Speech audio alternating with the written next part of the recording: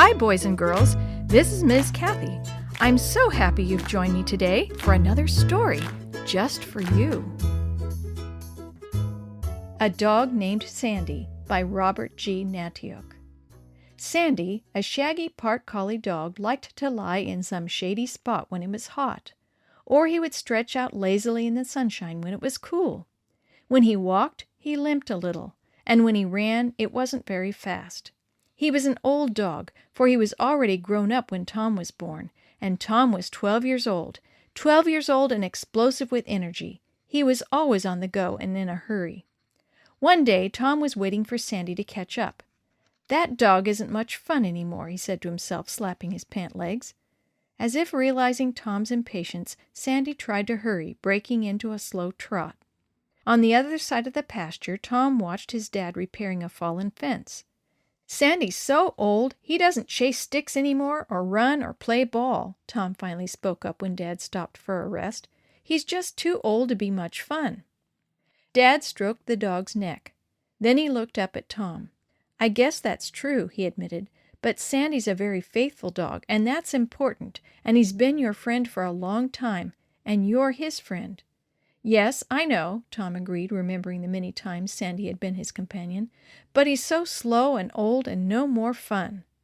The dog, seeming to know Tom was talking about him, got up and came to the boy, sitting by his feet. Tom gently shoved the collie away, feeling as if he were betraying the dog. "Sandy may not be romping all the time, that's true," Dad said, "but just because he can't and he's old, that doesn't mean you should forget about him. He only has a year or two more left to live, and I'm sure he's depending on you to be his friend." "Aw, he doesn't need anyone," Tom protested, trying to convince himself. "He's happy just sleeping all day long. He doesn't need me for that. But if I had a puppy, that would be more fun. Can I get one, huh, Dad?" Dad looked the dog over. Sandy's ears were tattered at the ends from earlier dog fights. A clump of hair was missing from one side of his jaw where a cow had kicked him a few years back. His eyes were hazy and watered in the bright light. "Well, all right," Dad finally agreed, "but we'll have to give Sandy away. We can't afford to keep two dogs." "Give Sandy away?" Tom repeated, never thinking he would have to give up Sandy in order to get another dog. True, Sandy had been his dog since he could remember, and they used to have a lot of fun together. But then maybe Sandy would be happier with someone else, perhaps with someone younger or older. "Okay," Tom whispered, "if I have to." Tom went to pick up his new puppy the next week and brought him home. The same morning, Dad coaxed old Sandy into the truck cab. As the truck pulled away and Sandy saw that Tom wasn't coming along, he jumped at the window and barked. Tom turned away from him. The pup was a frisky black terrier that nipped at Tom's heels as the boy ran around the farmyard. Together they played for a while, but then the pup grew tired and crawled under the steps. Tom waited for him to come out, but he didn't. Instead, the pup was curled up like a ball, out of reach and fast asleep. "Well, I guess I can go for a walk by myself," Tom said to the pup. The boy started wandering across the pasture, at times seeing how close he could come to the killdeer birds before they flew or ran away screaming, "Killdeer! Killdeer!" But Tom didn't find walking by himself much fun, and he grew lonely.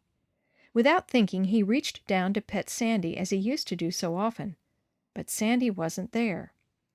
Once Tom turned around and almost yelled, "Sandy, come here, boy!" But of course, Sandy was no longer there. During that week, Tom tried to forget about Sandy as he played with his new dog. Surely the pup was a lot of fun, Tom thought, but that seemed to be all he was. He played and slept and played, but he wasn't like an old friend.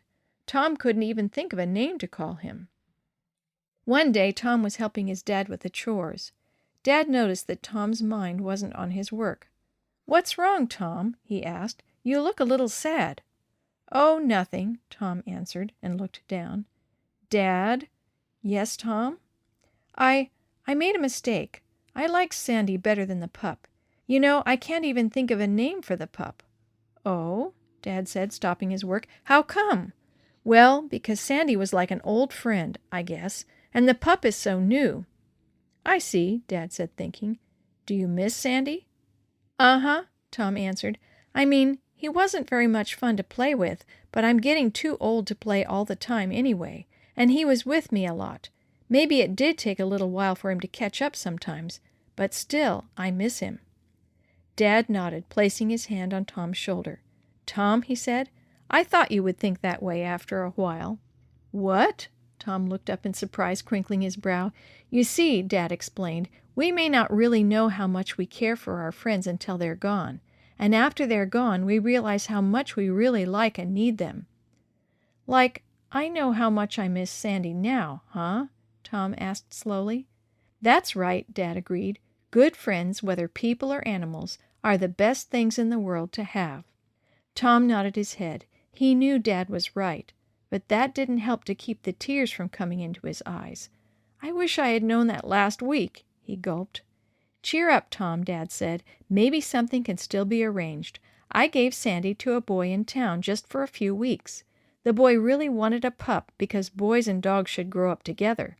So why don't we go over there now and exchange?" "Hey, that's great!" Tom shouted, the smile on his face spreading into a quarter moon. "You won't be asking for another puppy for a while, will you?" Dad teased. Tom shook his head vigorously. "Not as long as I have Sandy," he promised. "He's my friend."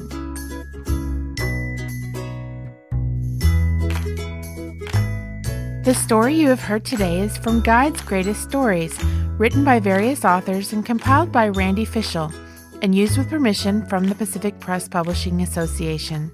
If you're interested in any other books published by the Seventh-day Adventist Church, please visit AdventistBookCenter.com or call 1-800-765-6955.